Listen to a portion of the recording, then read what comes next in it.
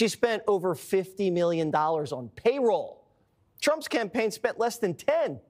Another 12 million went to consultants, and 20 million went to their little concerts with Lady Gaga, Katy Perry, Christina Aguilera, John Bon Jovi, remember him? They even had to cancel a performance by Alanis Morissette because they were running low on cash. I can't get over these numbers. $10 million for Beyonce to step up and back Kamala Harris publicly. $5 million for Megan Thee Stallion. $3 million for Lizzo. $1.8 million for Eminem. I mean, is that normally how it goes? You spend $20 million, you get yourself in debt to try to get a bunch of rich celebrities on stage? I'd never seen that. Maybe I'm ignorant of the fact, but wow. And Breitbart has reported that they're having trouble paying staffers. I mean, Adam, where the heck did the money go? I don't know, billions of dollars. It was probably the worst campaign I've ever seen.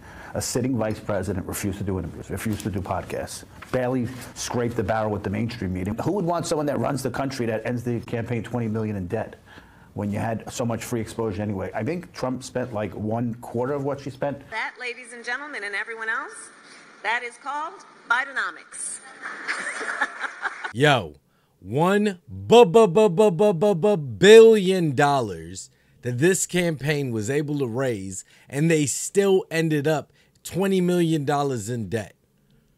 And I knew that a lot of these black celebrities that we were seeing endorse Kamala Harris, I knew that they were getting paid. And I said in my previous videos how much was Plies making, and D.L. Hughley, and Roland Martin, Ricky Smiley, and a lot of these celebrities that we saw lately coming out and endorsing her. But as we said, there is nothing authentic about Kamala Harris. All right, everything is fabricated. The elites really thought that the American people were going to elect Kamala Harris to lead the United States. Like, wouldn't we have done that in 2016 with Hillary Clinton? Because I think a lot of people would say Hillary Clinton is a much better candidate, but it has to be the right woman.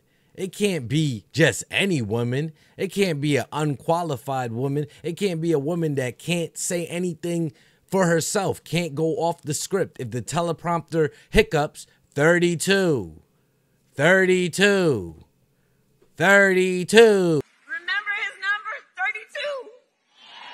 Today we got 32 days until the election.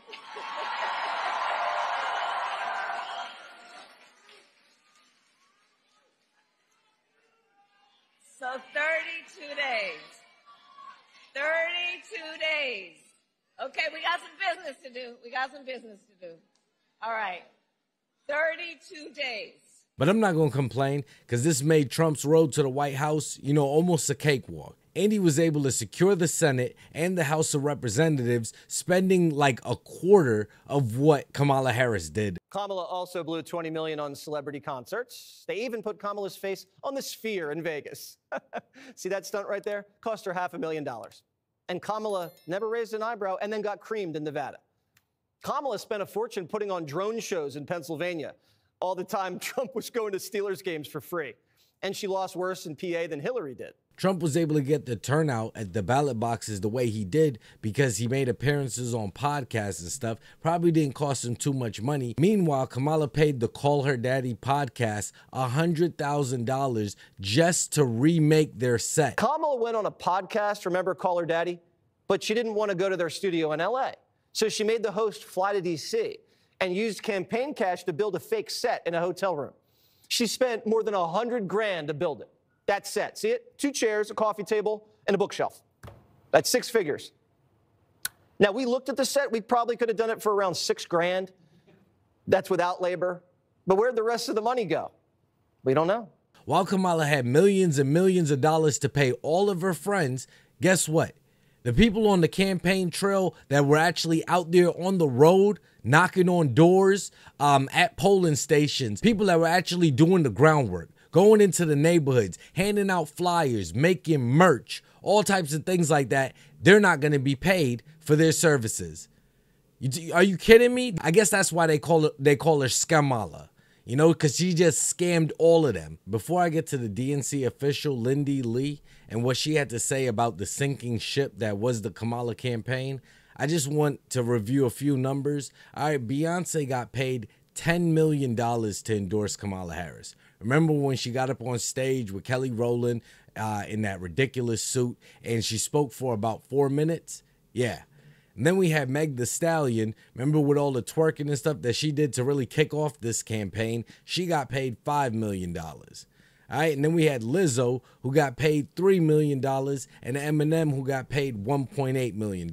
She was just taking campaign donations from everyday working people as well, not just all elitists, and she was just paying all her friends. Here, you take this. And then I also saw Oprah Winfrey got paid $1 million, even though she denied it.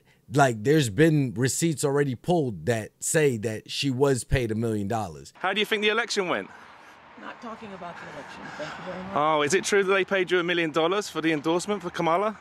Not true. Not true, okay. I was paid nothing, ever. It's scary to think we came within a few million votes of having this lady be in charge of the purse for the whole country. So it was roughly 100 days since the Democrats kicked Joe Biden out of the presidential race. He was replaced with Kamala Harris, and they had $1 billion. And you telling me in that time they blew through all of it to where they have $20 million plus in the hole? Like, what is really going on? The race wasn't close, and $1 billion just got washed away in a landslide. Her donors got fleeced, and Kamala was clueless.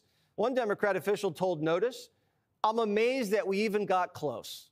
The campaign has been broken since the beginning." Let's have the DNC official Lindy Lee get to it. I mean, I'm not on anyone's payroll. I'm not beholden to anyone. That's why I'm here telling the truth. I'm not here to gaslight anybody. This is just the truth. The truth is this is just an epic disaster. This is a $1 billion disaster. Actually, it was $1.018 billion, I think, right? There were $20 million or $18 million in debt. Right. It's incredible. And I raised millions of that. I have friends that I have to be accountable to and to explain what happened because I told them it was a margin of error race. I was promised, Jen O'Malley Dillon promised all of us that Harris would win. She even put videos out saying that Harris would win. Who really thought Kamala was going to win? And I'm sure people on the left did, but they blew so much smoke up there, you know what, that these people really thought she stood a chance. Now, I only saw two things happening. Either Trump was winning in a landslide or somehow it was going to be close, but he was still going to get it. He was going to win in some of those swing states. Turned out he ended up dominating in all 7 of the swing states. I believed her. My donors believed her.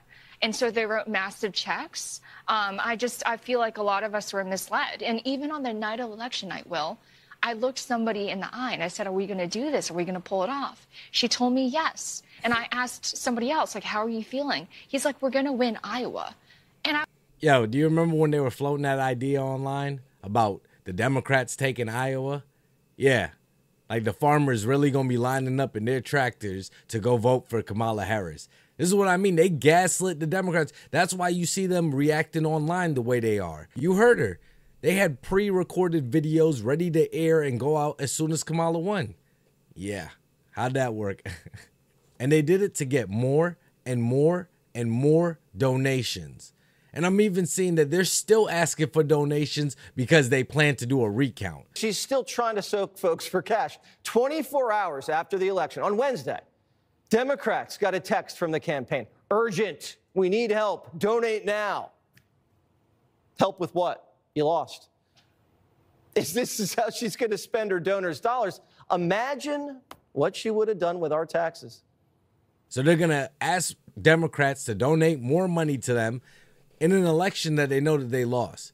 All right, they lost by over, I think as of now, it's over 3 million votes or so. I was like, what? Do you think, did they believe this going in? Was there a real sense of false confidence on the side of Kamala Harris, or did they know they were in store for disaster? I was wondering about that. I was like, I asked them, are you privy to internal numbers that I am not seeing? Because I study this so carefully, and I just wasn't seeing any basis for that level of confidence. Yo, they got finessed. Okay, that's the only way to put it. Democrats as a whole, even if you were a staffer, Even if you were on the committee, whatever. It's her that looks like an idiot now. She's going out there asking people for money, guaranteeing them a win. I also want to remind our viewers that, you know, the Trump campaign was touting all of these incredible empirical data weeks before election night. What Harris is touting was the door knocking. She didn't say anything really about early voting. Now I know it's because there was nothing much to say. Well, look, we spent $1 billion and elected Donald Trump. That's not a blame game. That's called accountability. See, this is what makes Trump a president of the people. All right, a GOAT troll. He sees that the Harris administration is in a great debt. And I can't believe people really were saying that she was ready to run the country. Anyway, they blew through $1 billion in a few short months, down 20 million. And Trump is here offering, being the stand-up guy that he is, to pay it off in the name of unity. He understands that there are people around the nation that campaigned for Harris, you know, that was at these polling stations, that were going door to door, making merch and everything like that. And those Americans are the ones that are going to be affected by this whole financial situation. And then she not answering the phone no more type thing. Like, hey, yo, people trying to get their money, Kamala. Why you con people out of money? And they was on your side. In closing, I thought that this right here encapsulated everything. All right, we'll read it together. I love how the woman who raised $1 billion ended up in $20 million debt and can't pay her staff, yet she was going to fix the economy. And people really went down to the polls and voted for her. People thought wholeheartedly that she would win. Like I said, America, we dodged a huge bullet right here. But thank God, all that money and that additional 20 million was taken from Democrats in the DNC and not like the country as a whole. So I really don't care. They wanted to pay into her. All right, if you watched any speeches from Kamala Harris, you could tell that she wasn't ready. Now they're floating the idea that she may be running again in 2028. So we're going to have to stay tuned for that. Let me know whatever you're thinking about this in the comment section. Till the next video, be safe and stay wavy. Repetition is the father of learning.